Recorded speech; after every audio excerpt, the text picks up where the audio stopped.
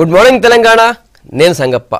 ముందుగా V6 ప్రేక్షకులందరికీ సంక్రాంతి శుభాకాంక్షలు. ఇప్పుడు పత్రికలో వచ్చినటువంటి ముఖ్యమైన వార్తలను చూసి వాటిని విశ్లేషిద్దాం. ముందు V6 వెలుగు చూసినట్టయితే ఈరోజు సంక్రాంతి పండుగ, వరిధాన్యం ఇంటికి వచ్చే వేళ, ఇప్పుడిప్పుడే పొలాల్లో నాట్లు పడుతున్న వేళ వ్యవసాయానికి సంబంధించిన వార్తని ప్రధానంగా తీసుకోవాలని వెలుగు భావించినట్టుంది. వెలుగు వ్యవసాయానికి సంబంధించి సేంద్రియ సాగుతో మస్త్ బర్కత్ అన్నటువంటి బ్యానర్తో వ్యవసాయంలో సేంద్రియ సాగు చేసిన వాళ్ళకి మంచి లాభాలు వస్తుందని చెప్పి ప్రత్యేక కథనం పబ్లిష్ చేసింది. తక్కువ ఖర్చు ఎక్కువ లాభం, మార్కెట్లో మంచి గిరాకీ. సేంద్రియ సాగుకు సంబంధించి రాష్ట్రంలో 34,500 ఎకరాల్లో ఆర్గానిక్ సాగు, సేంద్రియం వైపు రైతుల చూపు, ప్రోత్సహిస్తున్న సర్కార్, సాగుపై ప్రత్యేక శిక్షణ, ఉత్పత్తుల నిర్ధారణకు సర్టిఫికేషన్ అంటూ దాన్ని సబ్టైటిల్స్తో వార్తను తీసుకుంది. సేంద్రియ సాగు చేసిన వాళ్ళందరికీ కూడా మంచి రేట్ వస్తుంది మార్కెట్లో. ఇప్పుడు ప్రజలకి బాగా ఆరోగ్యం మీద అవగాహన పెరిగింది, శ్రద్ధ పెరిగింది. దాంతో అందరు కూడా ఆర్గానిక్ ఫుడ్డే కావాలని కోరుకుంటున్నారు. డబ్బులు ఎక్కువైనా సరే, రేట్ ఎక్కువైనా సరే అని చెప్పి పరిస్థితి ఉంది. కాబట్టి సేంద్రియ సాగు వైపు రైతులు చూస్తున్నారనేది అది స్పెషల్ స్టోరీ. ఆ తర్వాత ఇక పొలిటికల్ న్యూస్ చూసినట్టయితే మళ్ళీ కన్నడ డ్రామా అన్నటువంటి బ్యానర్తో కర్ణాటకలో ఇప్పుడున్నటువంటి ప్రభుత్వాన్ని కూల్చేందుకు బీజేపీ కుట్ర చేస్తుంది. కొంతమంది ఎమ్మెల్యేలతో టచ్లో ఉందనేది వార్త. ఎమ్మెల్యేల కొనుగోళ్లపై ఆరోపణలు, ప్రత్యారోపణలు, సర్కారును పడగొట్టడానికి బీజేపీ కుట్ర చేస్తుందన్న కాంగ్రెస్, అధికార పార్టీ ఆరోపణలు తిప్పికొట్టిన యడ్యూరప్ప, సంకీర్ణ ప్రభుత్వానికి ముప్పేమీ లేదన్న కుమారస్వామి అంటూ వార్తను తీసుకుంది. తర్వాత నా సర్కార్ మీ రేటింగ్ అన్న బ్యానర్తో ఇంకో స్టోరీ పబ్లిష్ చేసింది. నమో యాప్ ద్వారా మోడీ సర్వే, ప్రజల నుంచి నేరుగా అభిప్రాయ సేకరణ, ప్రభుత్వ తీరు, మహాకూటమిపై ప్రశ్నలు, లోక్సభ ఎన్నికల వేళ సరికొత్త వ్యూహం, బీజేపీ అభ్యర్థుల ఎంపికలో కీలకం కానున్నటువంటి ఈ సర్వే అంటూ ఇంకో స్టోరీ పబ్లిష్ చేసింది వెలుగు. తర్వాత హైదరాబాద్లో ఉన్నటువంటి నిమ్స్కి సంబంధించి, నిమ్స్ హాస్పిటల్కి సంబంధించి నిమ్స్ టవర్ల డిజైన్లు రెడీ, 250 కోట్లతో ప్రత్యేక టవర్లు, త్వరలోనే శంకుస్థాపన, ఓపీ, నెఫ్రాలజీ, యూరాలజీ విభాగాలకు ప్రత్యేక భవనాలు, మదర్ అండ్ చైల్డ్ కేర్ ఆసుపత్రి ఏర్పాటుకు నిర్ణయం అంటూ హెల్త్కి సంబంధించినటువంటి ఇంకో వార్త తీసుకుంది వెలుగు. ఇక ఈనాడు చూద్దాం. ఈనాడు విషయానికి వచ్చినట్టయితే ఈనాడు మొత్తం సంక్రాంతికి సంబంధించి, తర్వాత అటు నెక్స్ట్ రాబోయేటువంటి లోక్సభ ఎన్నికలకు సంబంధించి మిక్స్ చేస్తూ కార్టూన్ వేసింది. ఇక పొలిటికల్ న్యూస్ చూసినట్టయితే ముందు 8 మంది అన్నటువంటి బ్యానర్తో క్యాబినెట్ సంబంధించిన వార్తను ఒకటి పబ్లిష్ చేసింది ఈనాడు. జాబితాను సిద్ధం చేసుకున్న సీఎం కేసీఆర్, సభాపతి తేలితేనే మంత్రివర్గంపై పూర్తి స్పష్టత అంటూ ఇది. దాని కంటిన్యూషన్లో శాఖల కుదింపు పూర్తి, 34 నుంచి 18కి మార్పు, సీఎంకు నివేదిక అంటూ ఇంకో స్టోరీ లోపల పబ్లిష్ చేసింది. తర్వాత కోటా షురు అంటూ అగ్రవర్ణాల్లోని పేదల కోసం కేంద్ర ప్రభుత్వం తీసుకొచ్చినటువంటి 10% రిజర్వేషన్కి సంబంధించిన వార్తను కూడా తీసుకుంది. పేదలకు 10% రిజర్వేషన్పై కేంద్రం గెజిట్ నోటిఫికేషన్. ఆంధ్రజ్యోతి చూద్దాం. ఆంధ్రజ్యోతి ఊగుతున్న గ్రామం అన్న బ్యానర్తో అటు గ్రామ పంచాయతీ ఎన్నికలకు, తర్వాత ఇది మన సంక్రాంతి పండగకి మిక్స్ చేస్తూ ఒక స్టోరీ రాసింది. ఊళ్ళల్లో పంచాయతీ దావతులు, ఓటర్లను ప్రసన్నం చేసుకునే ఎత్తులు, తాగినంత మందు తిన్నంత ముక్క, వార్డుల వారీగా విందులు, జల్సాలు, పిండి వంటలకు నూనెల సరఫరా, పోలింగ్ రోజు రావాలని వినతులంటూ ఇంకో వార్త. తర్వాత మంత్రివర్గ విస్తరణకు సంబంధించి లోక్సభ తర్వాతే విస్తరణ, మరింత జాప్యం అనివార్యం, శాఖల ఏకీకరణకు సీఎం ఆదేశం అంటూ క్యాబినెట్ సంబంధించిన వార్త కూడా ఒకటి తీసుకుంది. అటు బీజేపీలో జరుగుతున్నటువంటి పొలిటికల్ హై డ్రామాకు సంబంధించి కమలం కర్ణాటకం అన్నటువంటి బ్యానర్తో దాని కిందనే పబ్లిష్ చేసింది ఇంకో స్టోరీ. సంక్రాంతితో కుమారస్వామి సర్కారు చెక్, కాంగ్రెస్ ఎమ్మెల్యేలకు బీజేపీ గేలం, ముంబై హోటల్లో 3 చర్చలు, మరో 17 మందితోనూ మంత్రాలంటూ పబ్లిష్ చేసింది. ఐటీ పరిమితి 5 లక్షలకు పెంపు అంటూ క్వశ్చన్ మార్క్తో ఇంకొక స్టోరీ పబ్లిష్ చేసింది. మధ్యతరగతి ప్రజలకు ప్రధాని మోడీ మెగా రాయితీ అంటూ ఒక వార్త. తర్వాత నమస్తే తెలంగాణ చూసినట్టయితే నమస్తే Telangana first half special jacket ఇచ్చింది. దాంట్లో మొత్తం పతంగుల పండుగకు సంబంధించినటువంటి వార్తను తీసుకుంది. హైదరాబాద్లో కైట్ ఫెస్టివల్, దాని పక్కనే స్వీట్ ఫెస్టివల్ కంటిన్యూ అవుతుంది. దానికి సంబంధించి పతంగుల పండగ, పతంగుల జాతర అనే బ్యానర్తో పబ్లిష్ చేసింది. కన్నుల పండుగగా అంతర్జాతీయ కైట్ అండ్ స్వీట్ ఫెస్టివల్ 2 రోజుల్లోనే 7.5 లక్షలు దాటిన సందర్శకులు, కిటకిటలాడుతున్న తెలంగాణ ఫుడ్స్ అండ్ స్వీట్స్ స్టాళ్ళు, అలరిస్తున్న సాంస్కృతిక కార్యక్రమాలంటూ తీసుకుంది. నేటితో ముగియనున్న ఉత్సవం. ఇక లోపల మెయిన్ బ్యానర్ చూసినట్లయితే కేసీఆర్ఏ సీనియర్, 7 టర్ములు ఎమ్మెల్యేగా రికార్డు, 23 మంది కొత్తవారు, 76 మంది పాతవారు అంటూ అసెంబ్లీలో ఇప్పుడున్నటువంటి వాళ్ళలో సీనియారిటీ, తర్వాత కొత్త వాళ్ళందరి మీద ఒక స్పెషల్ స్టోరీ పబ్లిష్ చేసింది. తర్వాత పల్లెల్లో కొత్త చరిత్ర అన్న బ్యానర్తో గ్రామ పంచాయతీ ఎన్నికలకు సంబంధించినటువంటి ఒక స్టోరీని పబ్లిష్ చేసింది. సర్కారు సంస్కరణలతో పంచాయతీలో ఏకగ్రీవాల జోరు, గ్రామస్తులను ఏకం చేస్తున్న కొత్త చట్టం అంటూ స్టోరీ పబ్లిష్ చేసింది నమస్తే తెలంగాణ. తర్వాత కర్ణాటకలో ఆపరేషన్ కమల్ అంటూ ప్రభుత్వాన్ని పడగొట్టేందుకు బీజేపీ కుట్ర అంటూ కూడా ఇంకో వార్తను కూడా పబ్లిష్ చేసింది నమస్తే తెలంగాణ. ఇవి పత్రికల్లో వచ్చినటువంటి ముఖ్యమైన వార్తలు. మనతో చర్చలో సిపిఎం నుంచి జూలకంటి రంగారెడ్డి గారు, కాంగ్రెస్ నుంచి సతీష్ మాదిగ గారు, తర్వాత బీజేపీ నుంచి ఎన్వి సుభాష్ గారు మనతో ఉన్నారు. టీఆర్ఎస్ నుంచి ఇంకాసేపట్లో రాకేష్ కుమార్ జాయిన్ అవుతారు. పండగ వేళ మొత్తం ఊళ్ళన్నీ కూడా సందడిగా ఉన్నాయి. పట్టణాల్లో ఉన్నటువంటి జనమంతా మొత్తం పల్లెలకు చేరింది. పిల్ల పాపలు బంధువులతో ఊళ్ళని కళకళలాడుతున్నాయి.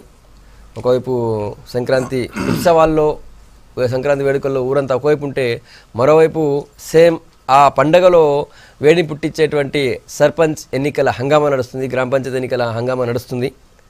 చాలా వరకు ఇప్పటివరకు అయితే గుర్తు లేవు. ఏ రాజకీయ పార్టీకి ప్రత్యక్షంగా సంబంధం లేకపోయినా కూడా పరోక్షంగా వెనుక ఉండి నడిపించేటివి సర్పంచ్ ఎలక్షన్స్. వీళ్ళ నాయకులందరికీ తెలుసు. ఎక్కువ గ్రామాలని ఏకగ్రీవం చేయాలి అన్నటువంటి ఒక లక్ష్యంతో టీఆర్ఎస్ పోతుంది. ఇప్పటికే మొదటి దశ గ్రామ పంచాయతీ ఎన్నికలకు సంబంధించి 769 గ్రామాలు ఏకగ్రీవం అయ్యాయి. వాళ్ళందరూ కూడా టీఆర్ఎస్ అని చెప్పి వాళ్ళు చెప్తున్నారు, టీఆర్ఎస్కి అనుబంధంగా ఉన్నవాళ్ళు. దీని గురించి మాట్లాడడం ముందు జూలకంటి రంగారెడ్డి గారు చెప్పాలి. ఊళ్ళో పండగ హడావుడి ఒకవైపు, సర్పంచ్ ఎలక్షన్ హంగామా ఇంకోవైపు ఉంది. మీరు కూడా ఊరికి పోయి వస్తుంటారు కదా, ఎట్లా ఉంది? ముందుగా తెలుగు ప్రజలందరికీ కూడా సంక్రాంతి శుభాకాంక్షలు పేరున తెలియజేస్తూ ఉన్నాం. ఎన్నికలనేవి ప్రజాస్వామ్య పద్ధతిలో జరగట్లేదు. అధికార బలం, ధనబలం చుట్టూ తిరుగుతూ ఉంది. ఈ గ్రామ పంచాయతీ మొన్న జరిగిన అసెంబ్లీ ఎన్నికలు మనం చూసాం. 20 కోట్ల నుంచి 40-50 కోట్ల వరకు కూడా ఖర్చు పెట్టి ప్రభుత్వ డబ్బుతోటి కొన్ని సంక్షేమ పథకాల పేరుతోటి, తర్వాత అక్రమంగా సంపాదించిన డబ్బుతోటేమో ఓట్ల కొనుగోలు, దీని ద్వారా ఎక్కువ సీట్లు, ఎక్కువ ఓట్లు పొందటానికి టీఆర్ఎస్ పార్టీకి అవకాశం వచ్చింది. అదే పద్ధతిలో గ్రామ పంచాయతీ ఎన్నికలు కూడా మొత్తం క్యాప్చర్ చేసుకోవాలనే ఆలోచనతోటి వాళ్ళు ముందే ప్రకటించారు. ఇనార్మస్గా అయితే మేము ప్రభుత్వ పరంగా ఆ గ్రామ అభివృద్ధి కొరకు 15 లక్షల రూపాయలు ఇస్తామని. అదే కాకుండా ఎంపీ కోటా నుంచి 5 లక్షలు, ఎమ్మెల్యే నిధుల నుంచి 5 లక్షలని అది కూడా ప్రకటించారు. ఇవే కాకుండా మళ్ళీ వేలం పాటలు పెట్టి డబ్బులున్నటువంటి వాళ్ళు 20 లక్షలు, 30 లక్షలు, 50 కోట్ల రూపాయల వరకు కూడా మనం ఎన్నికల్లో పోటీ పడకూడదు, మీరు నాకు ఇచ్చేసేయండి, నేను ఇంత డబ్బు ఇస్తానని. ఈ రకమైనటువంటి పద్ధతుల్లో ఇనార్మస్గా జరిగినటువంటి ప్రతి గ్రామంలో ఈ రకమైనటువంటి పరిస్థితి అనేది ఉన్నది. వాళ్ళందరూ కూడా మనస్ఫూర్తిగా ఇనానిమస్గా కోరుకునేటువంటి పరిస్థితి కాదు. ఈ ధనబలానికి, అధికార బలానికి, వీళ్ళ ఒత్తిడికి తట్టుకోలేక కొంతమంది ఇక ఏదో రకంగా జరగనియండి, మనం 95% అదే రకంగా జరుగుతూ ఉన్నాయి.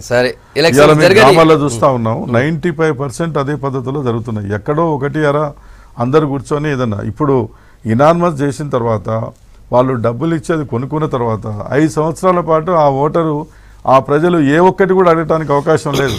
ఒక లైట్ లేదనో, లేకపోతే నల్లా రావట్లేదనో, లేకపోతే దాని కొరకే కదా.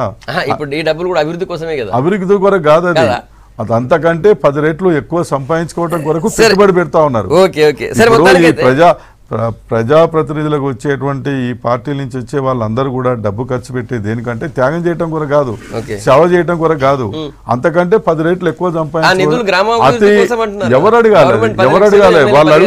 వాళ్ళు అడిగితే ఏం చెప్తారు? మీరేమైనా పుణ్యానికి ఇచ్చారా? నాకు డబ్బులు తీసుకున్నారు, ఓట్లు వేశారు, డబ్బులు తీసుకున్నారు, నేను కొనుక్కున్నాను అనేటువంటి పద్ధతుల్లో 5 సంవత్సరాలు ఎవరు ప్రశ్నించడానికి అవకాశం ఉండదు. ప్రజాస్వామ్య పద్ధతుల్లో ఎన్నికలు జరగటం లేదు. ధనబలంతో, అధికార బలంతో, ఒత్తిళ్లతోటి, బెదిరింపులతోటి వాళ్ళు ఏకగ్రీవం చేసుకుంటున్నారు. రైట్ సార్, అవన్నీ ఉన్నాయి. ఇప్పుడు మొదటి దశలో 4479 గ్రామాలని ఎలక్షన్ జరిగేటి, అందులో 769 ఏకగ్రీవమైనవి. మిగతా చోట్ల ఎలక్షన్ జరుగుతుంది. ఎలక్షన్ జరిగిన దగ్గర కూడా డబ్బులు ఉన్నటువంటి వాళ్ళ యొక్క పాత్ర ప్రధానంగా ఉంది. మళ్ళీ ఓట్లు కొనుక్కోవటమే 500, 1000 రూపాయలు, 2000, 5000 కూడా 5000 కూడా ఒక్కొక్క ఓటుకి ఇవ్వడానికి కూడా సిద్ధమై ఇవాళ ఈ డబ్బులు లేనటువంటి వాళ్ళందరూ నిజాయితీ పరులు, పేదవాళ్ళు, సేవ చేసే వాళ్ళు పోటీ చేయలేకపోతున్నారు, భయపడుతున్నారు. Right sir. కాబట్టి ఏంటంటే దాని చుట్టే ఎన్నికలు తిరుగుతూ ఉన్నాయి. ఇది ఒక అరాచకమైనటువంటి పద్ధతిలో జరుగుతుంది. గ్రామాల అభివృద్ధి జరగవు. ఆ ఎన్నికల్లో పోటీ చేసే వాళ్ళు, గెలిచే వాళ్ళు అభివృద్ధి కావడానికి ఈ నిధులు మొత్తం కూడా సమకూరుతాయి తప్ప ఏకగ్రీవం అయ్యే దగ్గర వచ్చే నిధులు కూడా గ్రామ అభివృద్ధి కోసమని వాళ్ళు చెప్తున్నారు. అభివృద్ధి పేరుతోటి వాళ్ళ అభివృద్ధి కావటానికి. Right sir. గ్రామాల అభివృద్ధి కావు, వాళ్ళ అభివృద్ధి కావటానికి. టీఆర్ఎస్ నుంచి TS chairman doctor Rakesh Kumar గారు వచ్చారు. సతీష్ గారు, గ్రామాల్లో ఎట్లా ఉంది వాతావరణం? రంగారెడ్డి గారు ఎట్లా చెప్పినారు? ముందుగా సంక్రాంతి పండుగ సందర్భంగా V6 ప్రేక్షకులకు, తెలుగు ప్రజలకు మరియు యాజమాన్యానికి కాంగ్రెస్ పార్టీ తరఫున శుభాకాంక్షలు తెలియజేస్తున్నాను. బ్రహ్మాండంగా కోడి పందాలాట నడుస్తుంది మన దగ్గర. ఆంధ్రాలో పందెం ఇక్కడ కూడా ఉండే కానీ కొంత తక్కువ ఉంటుంది ఇక్కడ. నిజానికి ఇప్పుడు ఆంధ్రాలో కోడి పందాలాట నడుస్తుంది, తెలంగాణలోనేమో పంచాయతీ ఎన్నికల పందాలు నడుస్తున్నాయి.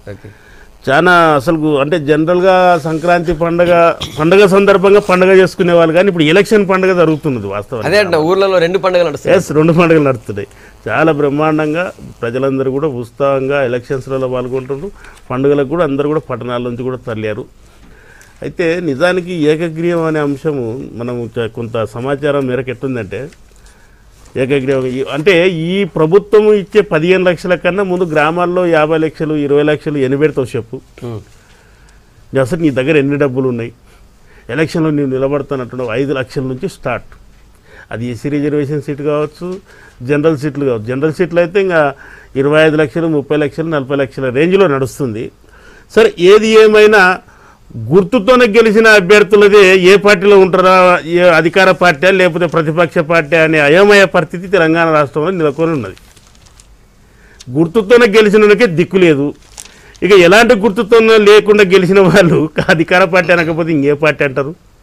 కనుక ఒక నానుడి నడుస్తుందండి, దాన్ని మనం ప్రజలు తెలుసుకోవాలి. ఇంకంతే తప్ప కానీ ప్రతిపక్షాలుగా మేము ఏదో అంటే ఇక దాన్ని బురద జల్లినట్టు అంటారు. కనుక ప్రజలు దీన్ని గమనించుకో. ఏదైనా సరే ఇక ఎవరికున్నా సరే అది మాదే అని చెప్పేసి అనే చెప్పుకునే పరిస్థితి కూడా ఉంటాయి. అదే నడుస్తుంది వాళ్ళ యొక్క రిపోర్ట్లో. రేపు ఎన్నికలలో ప్రజాస్వామ్యం అనేది ఎంతవరకు నెగ్గుతుంది? గుర్తు లేదు అంటున్నాం. లేదు, నిజానికి గుర్తు ఉండదు. కాబట్టి మీరు ఇక్కడ నుంచి ఒకటి ప్రజలకు అప్పీల్ చేయండి, లేకపోతే ఇప్పుడు గ్రామాభివృద్ధి కోసం పాల్పడే వాళ్ళకా, లేకపోతే మీ కాంగ్రెస్ పార్టీ కార్యకర్తలకు ఎవరిని గెలిపిమంటారు? మేము ఒకటే విజ్ఞప్తి చేస్తున్నాము. సంక్రాంతి పండుగ సందర్భంగా ఎన్నికలు వచ్చినాయి కనుక 30వ తారీఖు వరకు 3 విడతలుగా ఉన్నాయి కనుక ప్రజలకు అందుబాటులో ఉండి ప్రజా సమస్యలను పరిష్కరించే వ్యక్తి, అంటే ఎలాంటి రాజకీయాలకు తావీయకుండా మరియు వ్యక్తిగత ప్రయోజనాలకు తావీయకుండా ప్రజా సంక్షేమే ధ్యేయంగా పనిచేసే వ్యక్తులనే ఈ గ్రామ పంచాయతీ ఎన్నికలలో గెలిపించుకోవాలని చెప్పేసి అని నేను తెలంగాణ ప్రజలకు విజ్ఞప్తి చేస్తున్నా కాంగ్రెస్ పార్టీ తరఫు నుంచి. పండగ వేళ ఊళ్ళల్లో పండగ సందడి, దాని వెంటనే ఎలక్షన్ సందడి కూడా ఉంది. దాని గురించి మాట్లాడుతున్నాం. ఎన్వి సుభాష్ గారు, మీకు ఎట్లా అనిపిస్తుంది? సంక్రాంతి సందర్భంగా, పండుగ సందర్భంగా అందరికీ V6 ప్రేక్షకులతో పాటు తెలంగాణ, ఆంధ్రాలో తెలుగు ప్రజలందరికీ, ప్రపంచంలో ఉన్న అందరికి కూడా సంక్రాంతి సందర్భంగా V6 ద్వారా, భారతీయ జనతా పార్టీ ద్వారా అందరికీ కూడా శుభాకాంక్షలు తెలుపుతున్నాను. ఇవాళ నిజంగా చూస్తే పోయిన సంవత్సరం, అంతకున్న సంవత్సరం కనుక మనం ఒకసారి ఈ టెంపరేచర్ కనుక చూస్తే ఇప్పుడు బాగా చలి ఉంది అన్నట్టు. ఈ సంవత్సరం ఎందుకో మరి ఎక్కువ చలి అయింది అన్నట్టు. చలితో పాటు ఈ యొక్క ఎన్నికల పండుగలు మొదలైనాయి. సంక్రాంతి పండుగతో పాటు ఎన్నికలు కూడా మొదలైనాయి అన్నట్టు. మొన్న అసెంబ్లీ ఎన్నికలు, తర్వాత ఇప్పుడు పంచాయతీ ఎన్నికలు, తర్వాత ఫిబ్రవరి నుంచి లోక్సభ ఎన్నికల నోటిఫికేషన్ కూడా రావడం కూడా జరుగుతుంది అన్నమాట.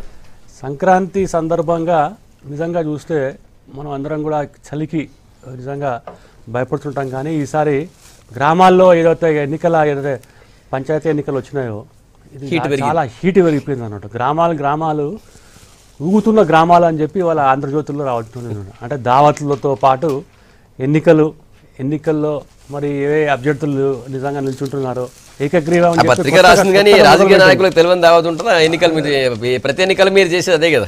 ఎవరు చేస్తున్నారు ఇప్పుడు?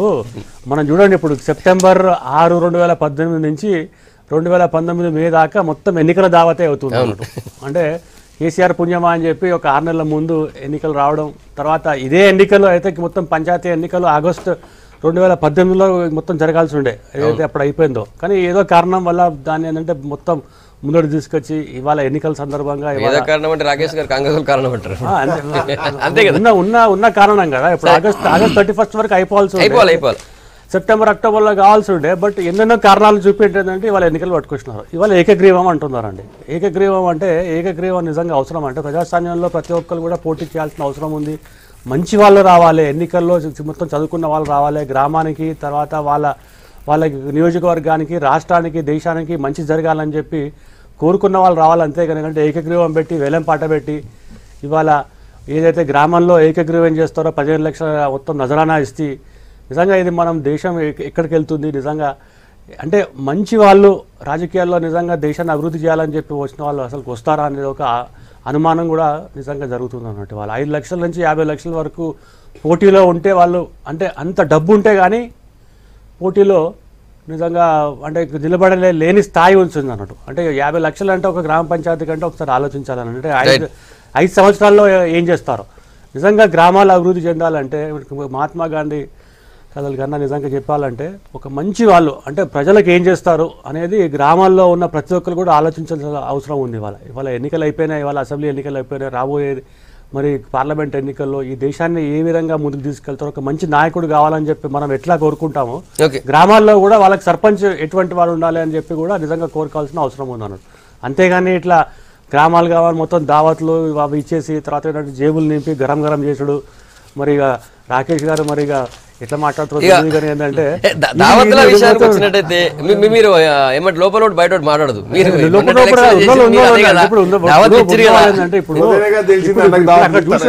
చూస్తున్నాం కదండి ఇక్కడ ఎంత పెద్దగా నూగుతున్న గ్రామం దావత్లతో పంచాయతీ అంటే వాస్తవం ఉంటేనే కదా రాస్తారు.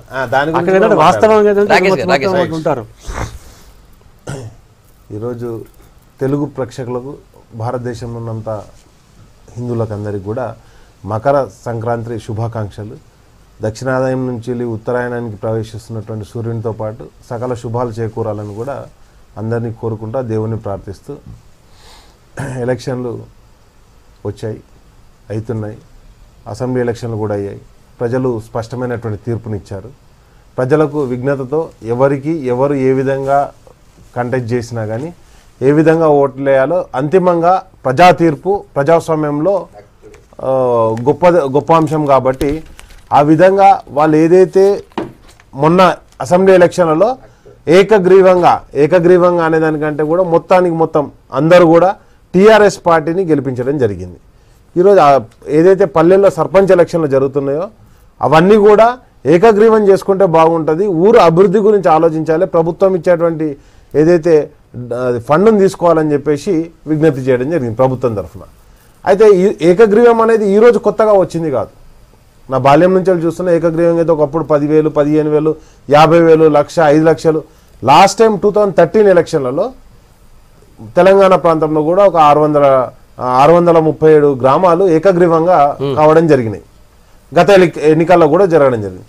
ఈసారి కూడా అదేవిధంగా ఏకగ్రీవంగా, ఎందుకంటే మొన్ననే అసెంబ్లీ ఎలక్షన్లు అయిపోయిన తర్వాత గ్రామాలన్నీ కూడా ఏ విధంగా ఎవరిని గెలిపించుకోవాలని ఏకగ్రీవంగా వన్ సైడ్ ఓటు వేయడం జరిగింది. కాబట్టి వివిధ పార్టీల రిప్రజెంటేటివ్ ఎవరైతే పనిచేయగలుగుతారో రిజర్వేషన్లు కూడా ఏ విధంగా రిజర్వేషన్లు వస్తే ఆ విధంగా వాళ్ళని వేసుకోవడం జరిగింది. కానీ నిజంగా ఒకటి ఏంటంటే ఈరోజు ఎలక్షన్లు అనే విషయం మాత్రం చాలా అత్యంత కాస్ట్లీ అంశంగా మారిపోయింది.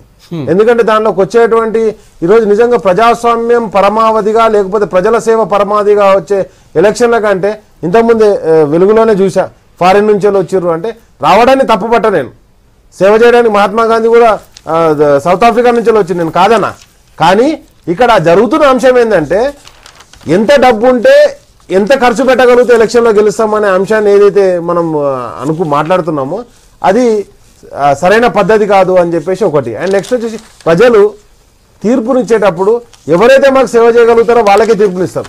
ఎవరెంత ఖర్చు పెట్టినా అంతిమంగా తీర్పు మాత్రం ప్రజలు తమకు ఎవరు అందుబాటులో ఉంటారు, ఎవరు సేవ చేయగలుగుతారనే వాళ్ళని చూసే వాళ్ళు ఓటేయడం జరుగుతుందని కూడా మనకు స్పష్టంగా తెలిసింది. దానికి ఒక చిన్న ఉదాహరణ, గతంలో అంటే ఈస్ట్ వెస్ట్ గోదావరిలో జరిగినటువంటి టీచర్స్ ఎమ్మెల్సీ ఎలక్షన్లో సూర్యారావు మాస్టర్ అని చాలా పేద అభ్యర్థిని ఉభయ కమ్యూనిస్ట్ పార్టీలు నిలబెట్టడం జరిగింది.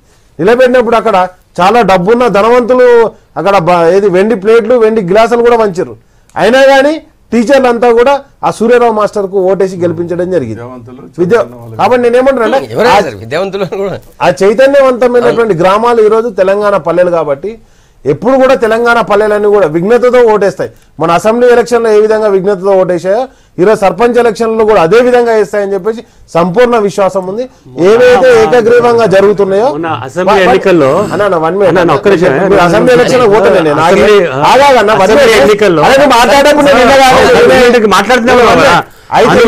ఆరోపణలు ఉన్నాయండి.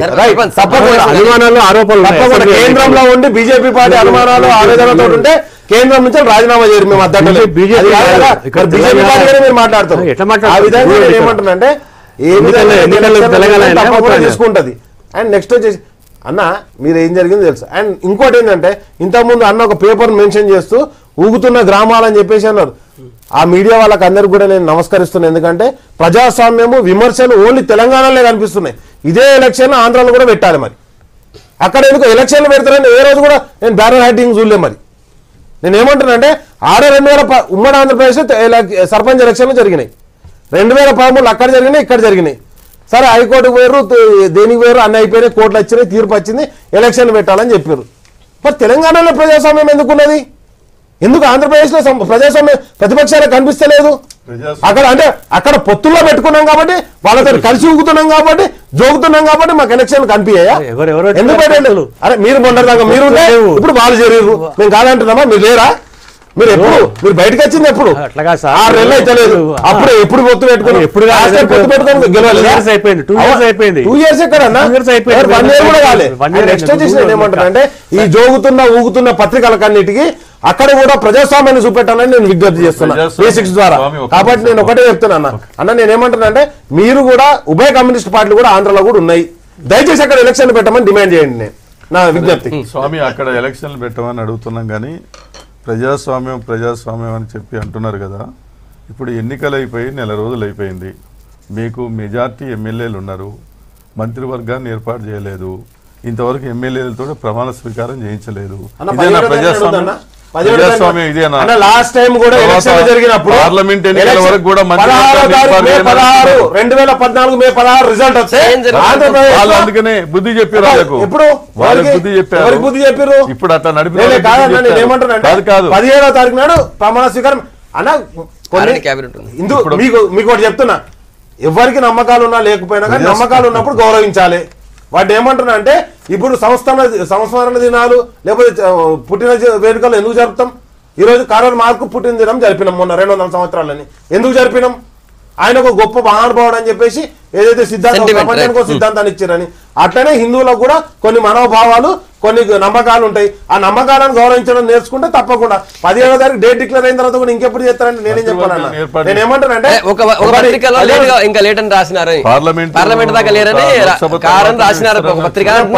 పత్రికలను నమ్ముకుంటే మొన్న ఎలక్షన్ పోయినట్టు అయితే ప్రతిపక్షాల పరిస్థితి. కాబట్టి మేమేమంటున్నాం ప్రజలు స్పష్టమైన తీర్పు ఇచ్చారు. తప్పకుండా అంటే ఒక్క మంత్రి ఉన్న క్యాబినెట్ అన్న, దయచేసి క్యాబినెట్ అనకండి. ఇప్పుడు క్యాబినెట్ ఆల్రెడీ ఉన్నది. ముందు గ్రామ పంచాయతీ ఎన్నికలకు సంబంధించినటువంటి ఆ సందడి ఏకగ్రీవ ఎన్నికల గురించి మాట్లాడినాం. ఇంకొక విషయం చూసినట్టయితే నిన్న ప్రధానమంత్రి నరేంద్ర మోడీ సోషల్ మీడియా ద్వారా నా పనితీరు ఎట్లా ఉందో చెప్పండి అని చెప్పి కోరారు. దాంతోపాటు మీ ఏరియాలో మీ ప్రాంతంలో మహాగఠబంధన్ ఎట్లా ఉంది, నా పనితీరు ఎట్లా ఉంది, నేను చేస్తున్న పథకాలు ఎట్లున్నాయి అవన్నీ చెప్పండి అని చెప్పి ఒక యాప్ రిలీజ్ చేశారు. సోషల్ మీడియా ద్వారా అది రిలీజ్ చేశారు ప్రధానమంత్రి నరేంద్ర మోడీ. దాని గురించి మాట్లాడడం ముందు రంగారెడ్డి గారు చెప్పాలా. రంగారెడ్డి గారు నా సర్కార్ ఎట్లా ఉంది, మీ రేటింగ్ ఇవ్వండి అని చెప్పి అడిగారు మోడీ గారు. ఎన్నికలకు ముందు దేశ ప్రజలకు ఇచ్చినటువంటి హామీలు ఏ ఒక్కటి కూడా నెరవేర్చలేకపోయారు. తర్వాత దేశానికి మొత్తం సమాజానికి ప్రజలకు నష్టం కలిగించేటువంటి ఆలోచనలు విధానాలు చేపట్టడం అనేది జరిగింది. ఇవన్నీ ఆయన వాదిస్తారు కదా మరి ప్రజలు. వినండి ఇప్పుడు ముందు ఆయన నేను అధికారంలోకి రాగానే 100 రోజులు నిండక ముందే 70 లక్షల కోట్ల రూపాయలు విదేశీ బ్యాంకుల్లో నల్ల డబ్బు మూలుగుతుంది, వాటన్నిటిని బయటికి తీసుకొచ్చి ప్రతి వాళ్ళ ఖాతాలో 15 లక్షలు వేస్తా అన్నాడు. ఇప్పటికి 15 రూపాయలు వేయలేదు, అది అయిపోయింది. ఓకే సార్, మీరు చెప్పేది ఈ యాప్ ద్వారా నష్టం జరుగుతుందని చెప్తున్నారా? ఈ యాప్ ద్వారా మొత్తం వీటికి సమాధానం చెప్తారు ప్రజలు, ఇవన్నీ అడుగుతారు. ఓకే, అవి చెప్పండి. ఇప్పుడు నిరుద్యోగులకి ప్రతి ఏటా 2 కోట్ల మంది నిరుద్యోగులకు ఉద్యోగ అవకాశాలు కల్పిస్తున్నారు. 2 లక్షలు కూడా కల్పించలేదు. పైగా మరింత మంది నిరుద్యోగులు తయారైపోయారు. అదేవిధంగా వాళ్ళని వ్యతిరేకించేటువంటి శక్తుల మీద, నాయకుల మీద, వాళ్ళకి వ్యతిరేకంగా ఉద్యమాలు నడిపించేటువంటి వాళ్ళ మీద దేశద్రోహ కేసులు పెట్టడం, తర్వాత ఏంటంటే మతపరమైనటువంటి అనేక రకాల సెంటిమెంట్లు తీసుకొచ్చి ప్రజల మధ్య ఐక్యత లేకుండా అనవసరమైనటువంటి విషయాల్లో జోక్యం చేసుకొని తర్వాత ఒక 60-70 సంవత్సరాలు, ఒక 100 ఏళ్ళు వెనక్కి, అప్పుడు పూర్వకాలంలోనే బేబీ అంటే టెస్ట్ బేబీలు పుట్టారు, విమానాలు ఉన్నాయి, తర్వాత అది ఉన్నది ఇది ఉన్నది అని చెప్పి ఆయన కూడా అన్నాడు కదా చాలా సార్లు. ఒక సందర్భంగా మాట్లాడింది ఆయన కూడా ఒక సభలో మాట్లాడి. మతపరమైన గొడవలు అంటే కేరళలో మన గొడవ జరిగింది, కేరళకి మోడీకి ఏమైనా సంబంధం ఉంటారా? బీజేపీ RSS వాళ్ళు మోడీ సహకారంతో వాళ్ళు చేస్తా ఉన్నారు. కాంగ్రెస్ వాళ్ళు బీజేపీ RSS వాళ్ళు పెద్ద ఎత్తున వాళ్ళు అక్కడ అరాచకాలు చేస్తా ఉన్నారు, వాళ్ళని బలపరుస్తా ఉన్నారు. కాబట్టి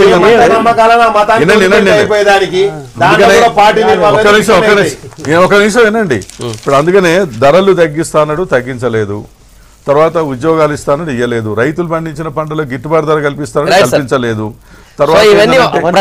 కార్పొరేట్ శక్తులు వినండి, మొత్తం వినండి. కార్పొరేట్ శక్తులకు ఊడిగం చేసే పద్ధతుల్లో 1000 కోట్లు, లక్షల కోట్ల రూపాయలు వాళ్లకు రాయితీలు ఇచ్చి, తర్వాత బ్యాంకుల్లో అప్పులు తీసుకొని ఎగ్గొట్టిపోయిన వాళ్లకు సహకరిస్తూ ఇలా దేశ సంపద మొత్తం కూడా 170% మంది దగ్గర ఉండే సంపద మొత్తం 1% ఉన్న వాళ్ళ దగ్గర కూడబెట్టే చేస్తా ఉన్నాడు. కాబట్టి ఆయన దేశ ద్రోహంగా ప్రజలకు నష్టం కలిగించే పద్ధతుల్లో, దేశాన్ని 100 ఏళ్ళు వెనక్కి తీసుకుపోయే పద్ధతిలో ఆయన పరిపాలన సాగింది. అదే ఆయనకు సమాధానం వస్తుంది. నెక్స్ట్ రాకేష్ గారు, తర్వాత కాంగ్రెస్ బీజేపీ ఉంటుంది కదా. రాకేష్ గారు, ఈ యాప్ ద్వారా ప్రజలు ఎట్లాంటి సమాధానం రేటింగ్ ఇచ్చే అవకాశం ఉంది మోడీకి? అయితే గమ్మత్ ఏంటంటే అది బీజేపీ సర్కార్. ఆ బీజేపీ సర్కార్కు మోడీ సర్కార్గా మార్చుకున్నారు బీజేపీ వాళ్ళు, అది వాళ్ళ ఇష్టం. మోడీ సర్కార్ వేరే, బీజేపీ సర్కార్ వేరే. బీజేపీ పార్టీ కదా, ఎన్డీఏ సర్కార్. రాహుల్ గాంధీ అడిగినంటే ఒకే పద్ధతి, ఎందుకంటే రాహుల్ గాంధీ దాని ప్రెసిడెంట్ ఆఫ్ కాబట్టి. అది మా ప్రభుత్వం ఎట్లా ఉందని బీజేపీ పార్టీ అడగాలి. బీజేపీ ఇప్పుడు స్పష్టమైన. అండ్ అదే విధంగా నేనేమంటున్నా అంటే మొన్న 5 రాష్ట్రాల్లో తీర్పునిచ్చారు. 5 రాష్ట్రాల్లో తీర్పు యాప్ అవసరం లేకుండా డైరెక్ట్ ప్రజలే తీర్పు ఇచ్చేసారు. యాప్ అవసరం లేదు, ప్రజలు ఇచ్చేసారు. ఈవీఎంల తోటి, ఓటింగ్ తోటి ఇచ్చేసారు ప్రజలు. కాబట్టి అది బీజేపీ పార్టీ పునఃసమీక్షించుకోవాలి. అండ్ నెక్స్ట్ వచ్చేసి ఇంతకుముందు అన్నట్టు డానిష్ కార్టూన్ అనేది యూరోప్ కంట్రీలో ఎంత అలజడి సృష్టించని తెలుసు. హిందూ మతం కాబట్టి ఎవరు ఏదైనా విమర్శించవచ్చు అనే ఒక భావన ఏదైతే ఉన్నదో అది సరైన పద్ధతి కాదు. ఎందుకంటే మరి అదే విధంగా నేను ఏమంటున్నా, తస్లీమా నస్రీని తీసుకొచ్చి సన్మానం చేయండి కేరళలో. అదే రషీద్ కుర్షీ ఒక బుక్ రిలీజ్ చేసిండు, అది కూడా రిలీజ్ చేయండి. ఒక్క మతమే ఎందుకు ప్రాతిపదికన అవుతుంది? అంటే మీరు ఏం చెప్పాలనుకుంటున్నారు? శబరిమల ఏ పార్టీ కూడా మాట్లాడదు, దాన్ని ఇన్వాల్వ్ కావద్దు. అది హిందువుల మనోభావాలు వాళ్ళకి వదిలిపెట్టారు. వాళ్ళు కూడా ఇన్వాల్వ్ కాలేదు. పోలీస్ రక్షణతో పంపించారు కదా సార్ అక్కడికి, పోలీస్ రక్షణతో కల్పించారని మనకు డైరెక్ట్ కనిపిస్తుంది. నేను ఒకటే చెప్తున్నా, హిందూ మతం కాబట్టి ఎవరు ఏదైనా మాట్లాడచ్చు, ఏ విధంగానే దాడి చేయొచ్చు అనే పద్ధతి మాత్రం సరైన పద్ధతి కాదు. అండ్ అదే విధంగా బీజేపీ పార్టీ హిందూ మతాన్ని వాడుకుంటా, అంతేగాని హిందువులకు ఏం చేయాలనే వైఖరి కూడా స్పష్టమైంది కాదు.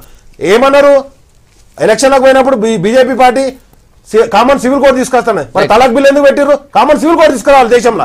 తలాక్ బిల్ ఒక్కడే ఎందుకు పెట్టిర్రు అంటే మహిళలు, ఓన్లీ ముస్లిం మహిళలకే ఆ ఓట్ బ్యాంక్ గురించి పెట్టిర్రా? అదే విధంగా 33 కాదన్నా, నేను ఏమంటాను, కామన్ సివిల్ కోడ్ పెట్టేది ఉండే, అబ్సల్యూట్ మెజారిటీ వచ్చింది, ఎందుకు పెట్టలే? అదే విధంగా 370 ఆర్టికల్ రద్దు చేస్తున్నారు, అబ్సల్యూట్ మెజారిటీ వచ్చింది, ఎందుకు లేదే? బీజేపీ పార్టీ ఏదైతే రామాలయము, కామన్ సివిల్ కోడ్, 370 ఆర్టికల్ మీద, మూడింటి మీద ఎప్పటి నుంచి ఆ పార్టీ నిర్మాణం అయింది కదా పునాదుల మీద, ఆ మూడింటిని కూడా ఎందుకు ఫుల్ఫిల్ చేయాలని సతీష్ గారు మీకేమనిపిస్తుంది? ఏం చెప్తారు పబ్లిక్ ఆ యాప్ లో? ప్రధానంగా మోడీ యాప్ అనేది ఏదైతే తీసుకొచ్చిండో దాదాపు అతనికి అనుకూలంగా చెప్తారు చాలా మంది. ఎవరు చెప్తారంటే వాళ్ళ బీజేపీ వాళ్ళు. మీరు చెప్పండి, మీరు కూడా చెప్పండి. వినండి, మాకేం పట్టింది, మేము ఎందుకు డౌన్లోడ్ చేసుకుంది వినండి, మేము ఎందుకు డౌన్లోడ్ చేసుకుంటాం, మేము ఎందుకు మాట్లాడతాం వినండి. ఇప్పుడు మోడీ యాప్ గురించి ఎవరు బాగా మాట్లాడతారు అంటే బీజేపీ వాళ్ళు మాట్లాడతారు. వాళ్ళు దాని మీద ఆన్లైన్లో చేస్తారు. దాన్ని ఏం చేస్తారు, మళ్ళీ పత్రికలలో బ్రహ్మాండంగా మోడీ గాలి వీస్తున్నది అని చెప్పేసి మళ్ళీ పబ్లిసిటీ ఎంతమంది స్పందించారు, రైట్, బ్రహ్మాండంగా ఉంది మోడీ పాలన అని చెప్పేసి. అంటే వాస్తవానికి ఇది అవసరం లేదు. అభిప్రాయాన్ని ఎవరు కూడా ఎట్లా చెప్పండి, అడగడం మంచిదే కదా. నాకు వినండి, నేను ఏ పార్టీకి ఓటేస్తానేది నా మనసుకు తెలుసు. నేను ఏది చెప్తున్నా అనేది ఎట్లా నమ్మగలుగుతాం? నేనేదో మార్కులు వేసుకోవడం కోసం మస్తు మాట్లాడదు. నేనేమన్నా అందుకొరకు ఆ యాప్లతోన కాదు. ఖచ్చితంగా రేపు ఇప్పుడు జరగబోయే ఏప్రిల్ మే ఎలక్షన్స్ లో 2019లో జరుగుతున్న ఈ సంవత్సరం జరుగుతున్న ఈ ఎన్నికలలో బీజేపీ ప్రభుత్వం గద్దె దిగడం రైట్. నరేంద్ర మోదీ యాప్ అనేది ఒక్క నిమిషం సార్, నరేంద్ర మోదీ యాప్ అనేది ఇప్పుడు వచ్చింది కాదు. ఇంతకుముందు ఒక 3 సంవత్సరాల నుంచి అందుబాటులో ఉంది నరేంద్ర మోదీ యాప్. ఎవరి దగ్గర భారతీయ జనతా పార్టీ కార్యకర్తలు నాయకుల దగ్గర కంపల్సరీ అంటే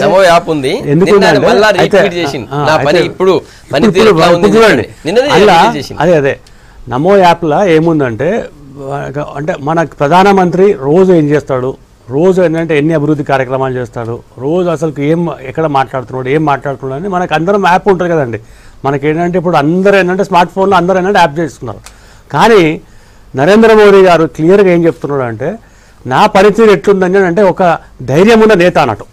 ఎట్లా ఇప్పుడు ఇంకో లెసన్కి మొత్తం ఎవరు చెప్తున్నారు, అంటే ఎంత డైరెక్ట్గా చెప్తారా? అలా ఈ యాప్ ఏంటంటే కాంగ్రెస్ వాళ్ళు డౌన్లోడ్ చేసుకోవచ్చు, టీఆర్ఎస్ వాళ్ళు చేసుకోవచ్చు, టీడీపీ వాళ్ళు, సిపిఐ వాళ్ళు 100% చేసుకోవచ్చు, అందరు చేసుకోవచ్చు. అందరూ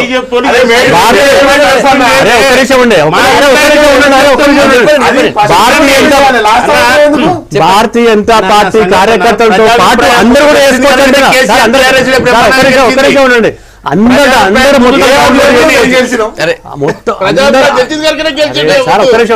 అందరూ డౌన్లోడ్ చేసుకోవచ్చు. ఓన్లీ భారతీయ జనతా పార్టీ కార్యకర్తలు కాదు, మీరు డౌన్లోడ్ చేసుకోవచ్చు. మీ అభిప్రాయాలు చెప్పండి అక్కడ. అంటే పాలన గుడ్ గవర్నెన్స్